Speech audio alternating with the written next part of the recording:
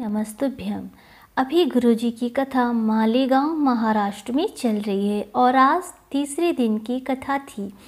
कथा में उन्होंने बहुत ही अच्छी हमारे जीवन को सुंदर बनाने के लिए कही है।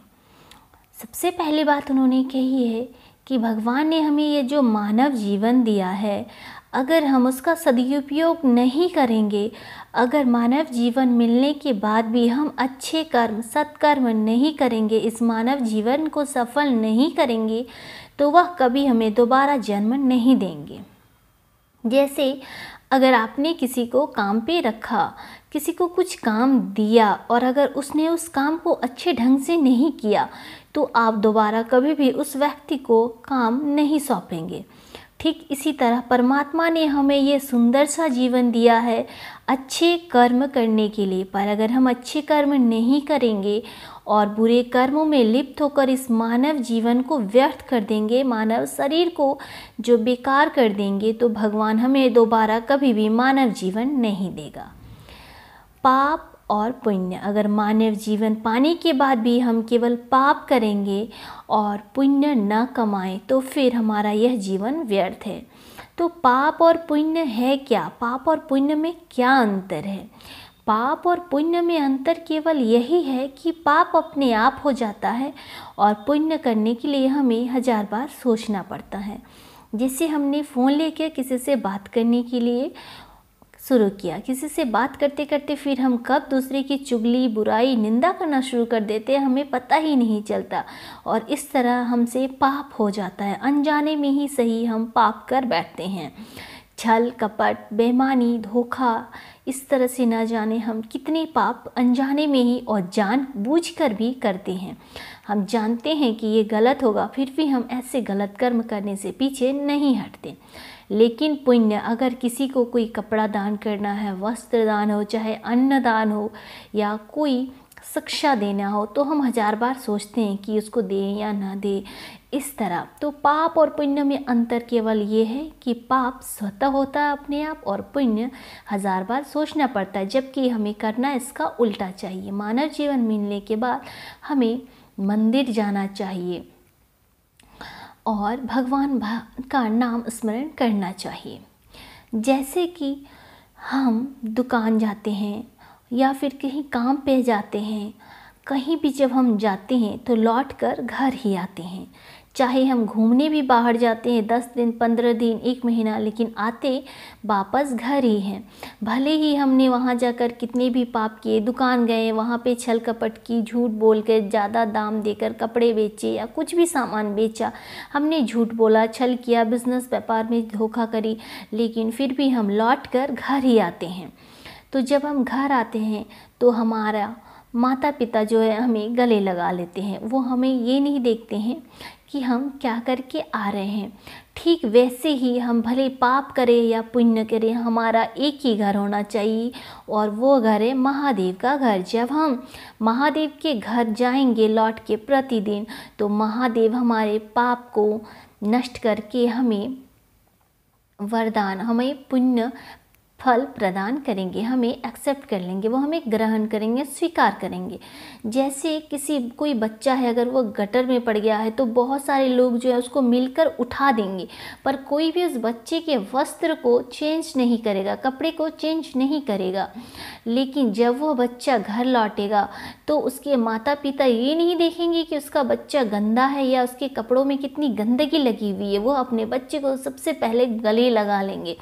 ठीक वैसे ही भले हम पाप करें या पुण्य करें, जब हम भगवान भोलेनाथ के चरणों में जाते हैं, खुद को उनको समर्पित कर देते हैं, उनकी शरण में जाते हैं, तो हमारे भगवान भोलेनाथ भी हमें अपने गले लगा लेते हैं।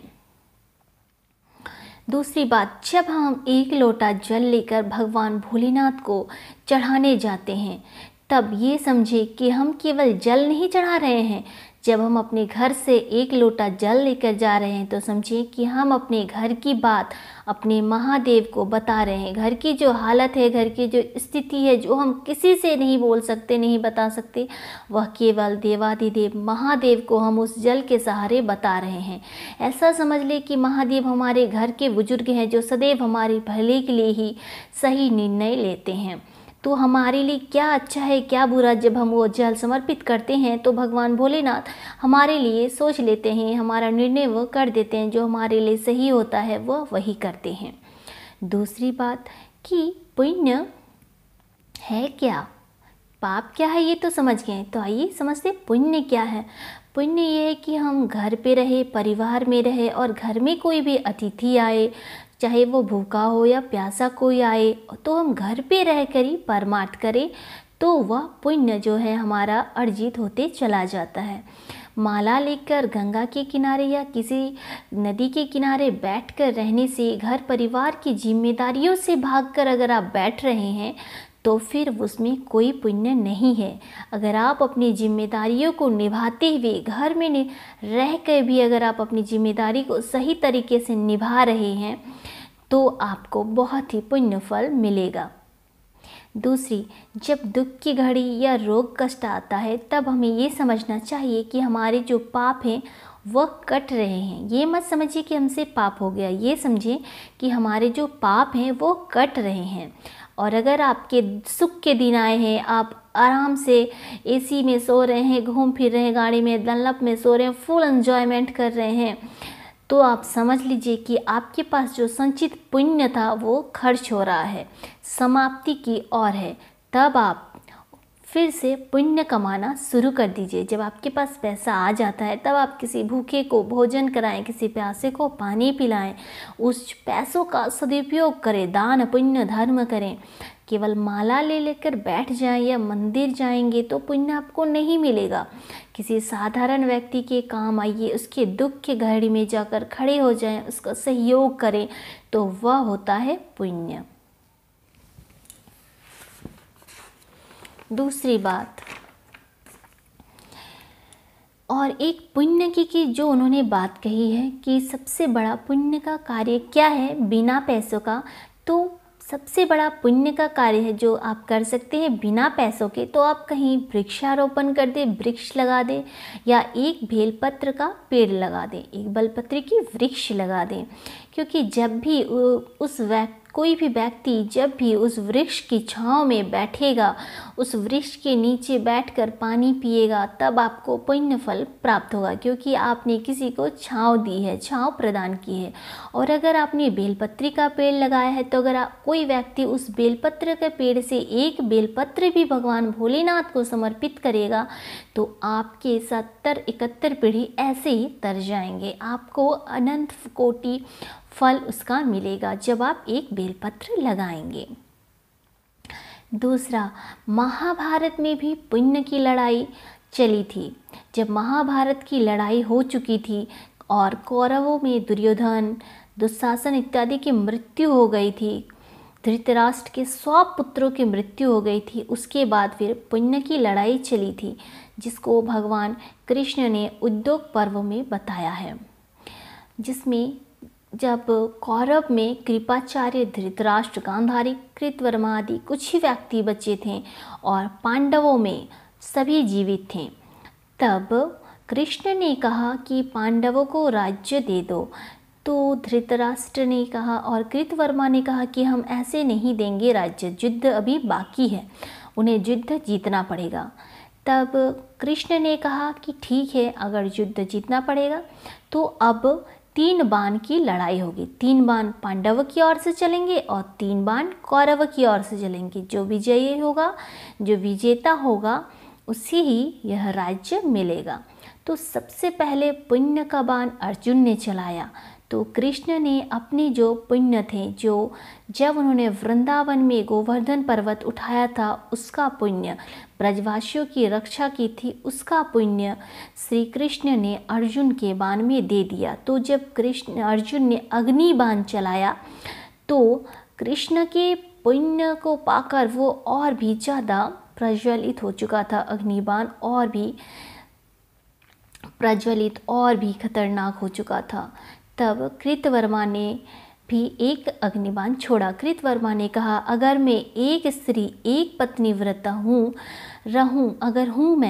अगर मैंने केवल अपनी पत्नी का स्मरण किया, उसके अलावा किसी और स्त्री का ध्यान नहीं किया है, तो उसका पुण्य मुझे मिले। तो जब कृतवर्मा ने इस तरह बोला और बाण छोड़ा तो श्री कृष्ण का बाण रुक गया। कृतवर्मा के बाण के आगे कृष्ण का बाण रुक गया। तो आप समझ सकते हैं कि गोवर्धन पर्वत उठाने का जो पुण्य है, इतने सारे ब्रजवासियों की रक्षा का जो पुण्य फल है, उससे भी बड़ा पुण्य है केवल एक पतिव्रता या एक पत्नी व्रता होकर रहना। अगर आप सब में माता और बहन का ये रखेंगे, किसी भी पराई स्त्री को बुरी नज़र से नहीं देखेंगे, तो आपके पास अनंत गुना फल होगा। आपका जो पुण्य है वो बहुत होगा, क्योंकि एक स्त्री के चक्कर में न जाने कितनों की दुर्गति हो गई। जैसे कौरवों की दुर्गति केवल द्रौपदी को एक स्त्री की वजह से हुई, उस स्त्री की द्रौपदी की वजह से कौरवों का विनाश हुआ और रावण का विनाश सीता की वजह से हुआ, क्योंकि उन्होंने पर स्त्री पे बुरी नज़र रखी थी। और जब राजा भीष्म, जब भीष्म वानों की सैया में थे, उनकी बहुत इच्छा थी कि जब उनकी मृत्यु हो तो वह कृष्ण के कंधे पे, कृष्ण के गोदी में सर रख के उनकी मृत्यु हो।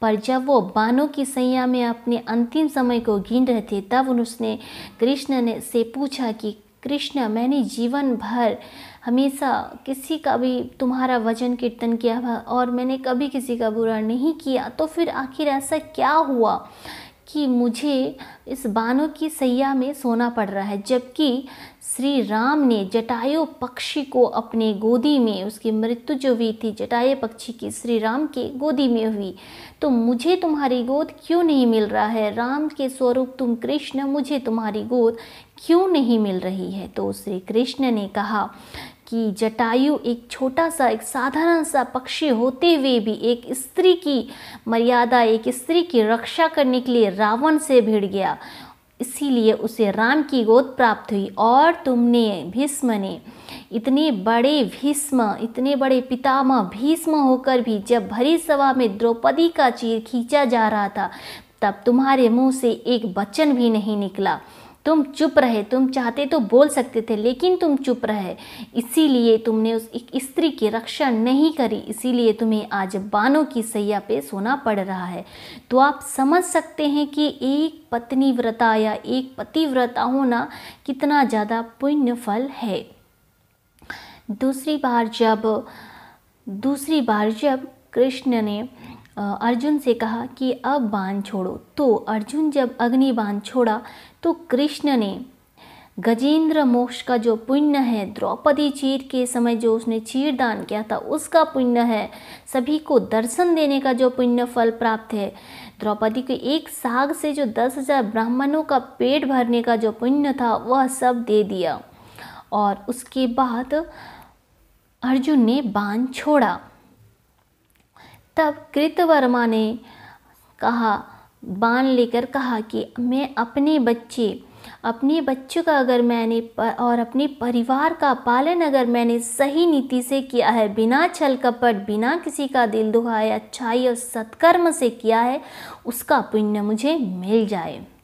तो जब कृतवर्मा ने बाण छोड़ा तो अर्जुन की बाण रुक गई। कृतवर्मा का जो बाण है वह चला और कृष्ण के पुण्य के आगे कृतवर्मा का पुण्य जो है भारी पड़ गया। कृतवर्मा का बाण चल गया और अर्जुन का जो बाण है वो वही रुक गया। तो ये हमें सिखाता है कि अगर हम अपने बच्चे, अपने परिवार का पालन सही नीति से करेंगे, किसी का दिल दुखाए बिना, तो हमारी जो पुण्य होगा वो अनंत होगा। अगर किसी के दिल दुखा के हमने अपने परिवार का पालन पोषण किया, सही नीति से नहीं किया, मतलब हमने किसी की ज़मीन पर कब्जा करके खूब धन इकट्ठा किया, किसी के प्लॉट पर कब्जा कर लिया, तो आप यहाँ तो सुख भोग लेंगे, पर ऊपर में फिर आपको इतना कष्ट होगा जिसका मैं वर्णन भी नहीं कर सकती हूँ। दूसरी बात उन्होंने बताई हमारे भारत के बारे में कि हमारा भारत जो है, जो जीवन में हमें यही सिखाता है कि भारत की भूमि सभ्यता, सरलता, सही तरीके से जीने का ढंग और सहनशीलता। यहाँ के जो संत हैं, जो साधु हैं, वो हमें यही सिखाते हैं कि जीवन को सही रीति और से कैसे चलाया जाए, कैसे सही नीति से परिवार का पालन पोषण किया जाए।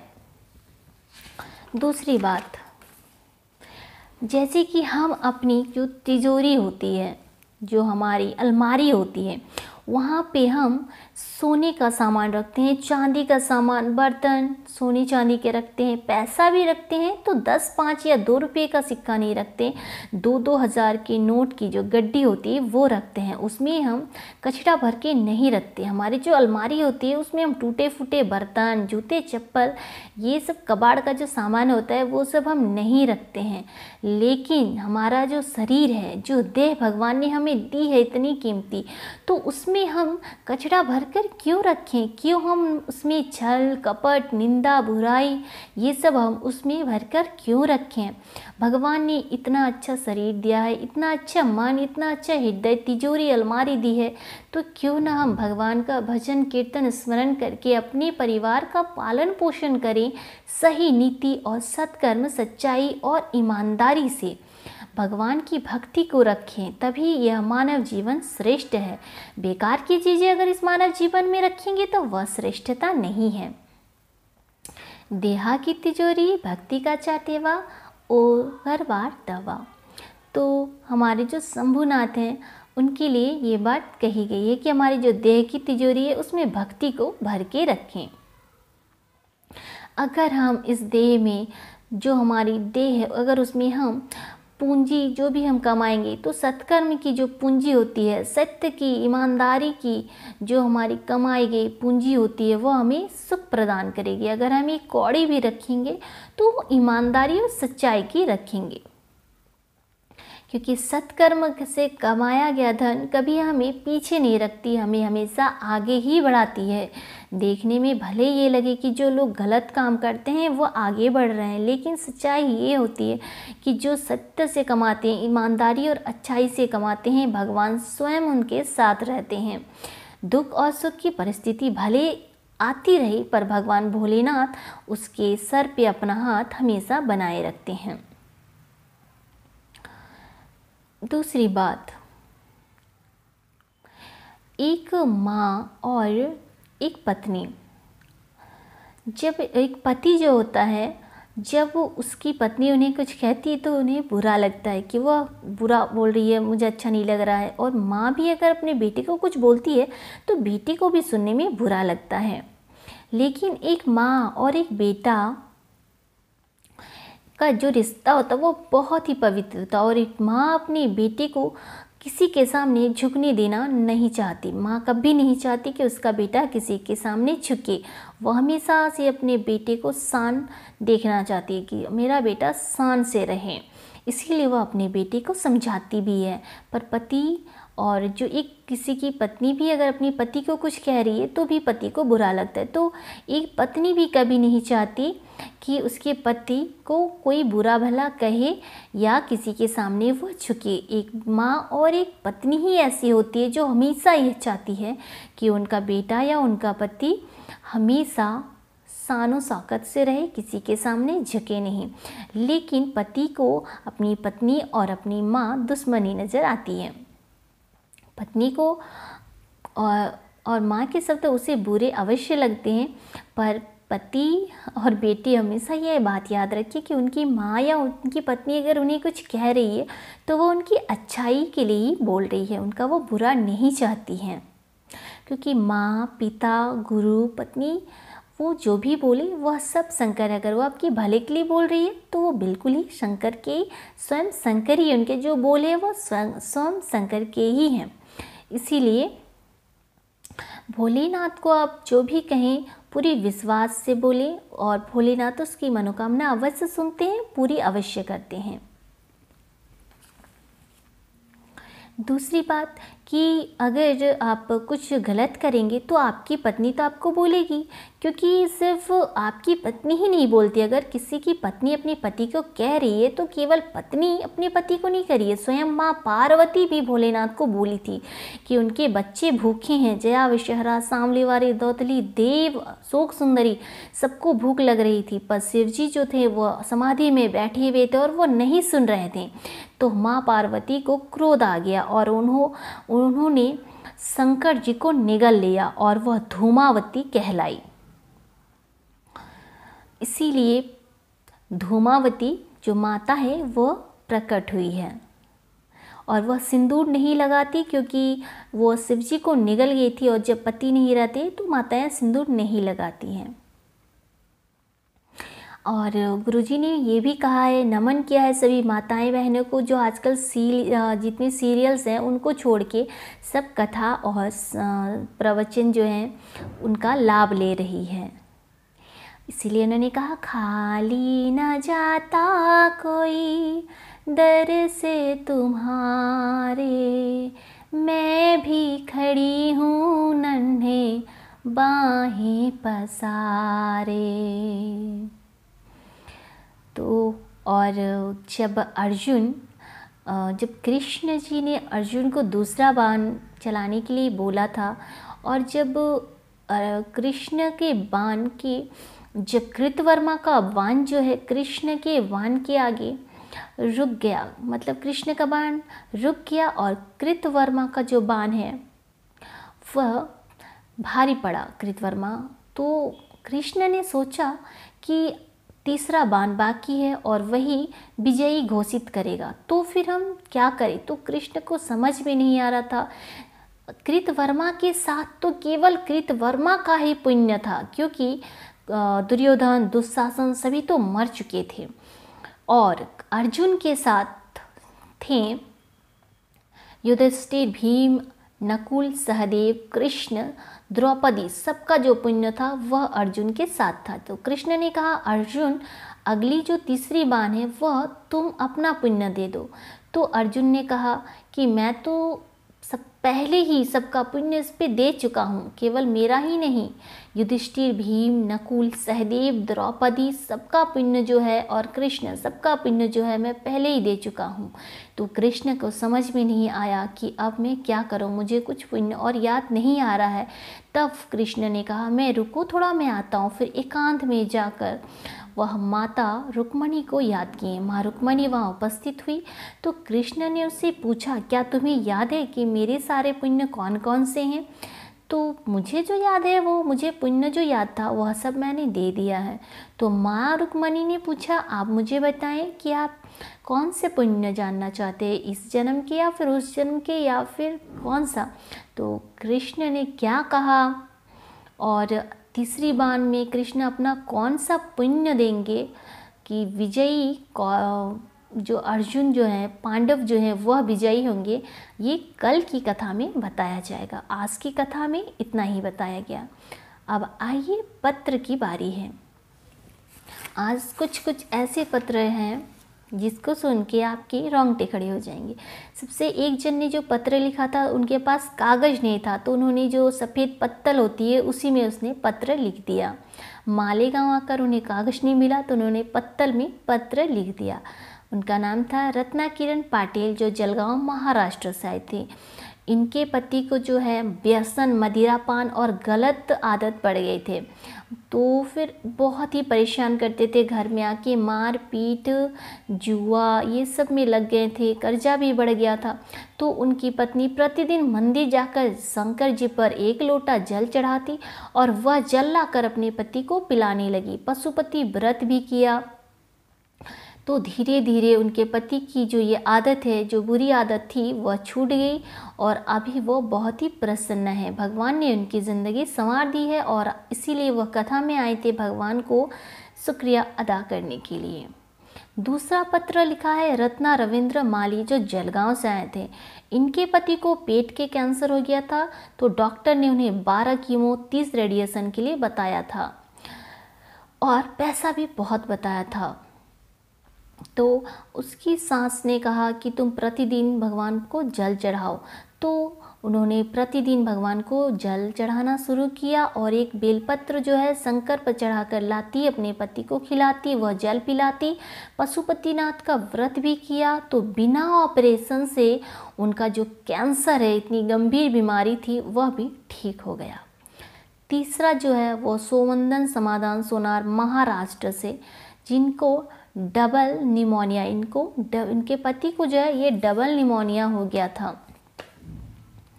तो डॉक्टर ने कहा था कि ये तो 85% ख़त्म हो चुका है इनका शरीर और बस 15% ही बचा है।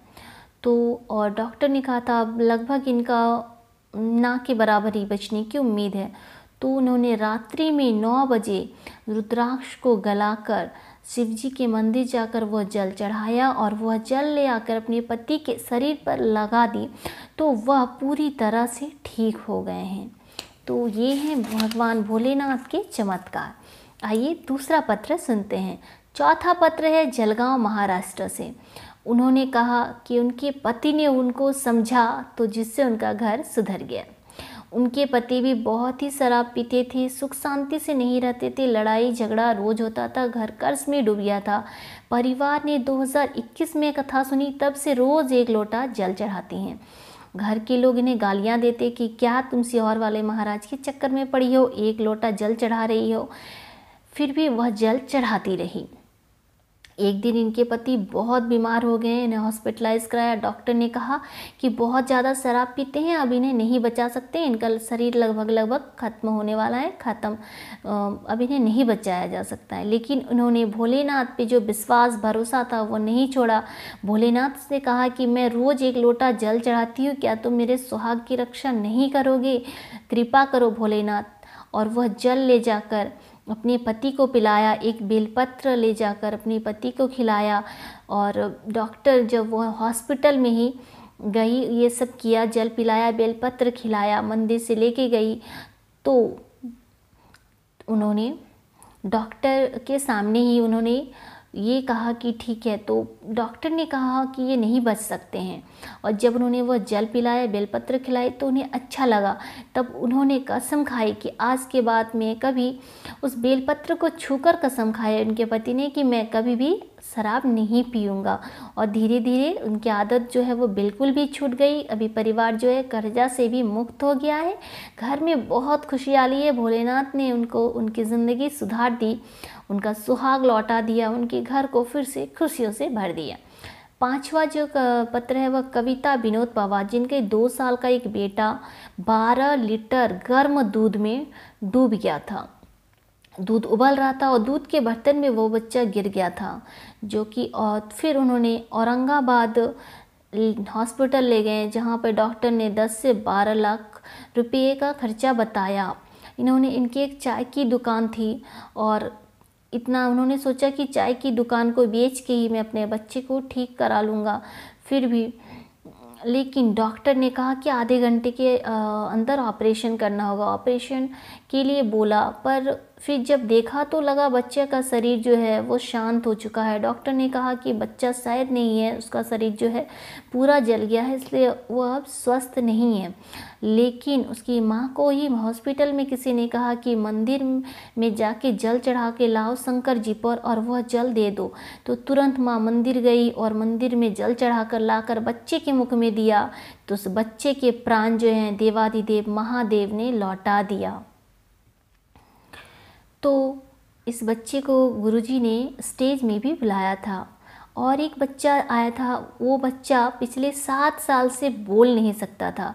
इसकी माँ ने 3 बार पशुपति व्रत किया और वो जो शंकर जी पे जल चढ़ाती, उस जल को बच्चे को पिलाना शुरू किया। 7 साल के बाद वह बच्चा बोलने लगा। भोलेनाथ की कृपा से वह बच्चा बोलने लगा।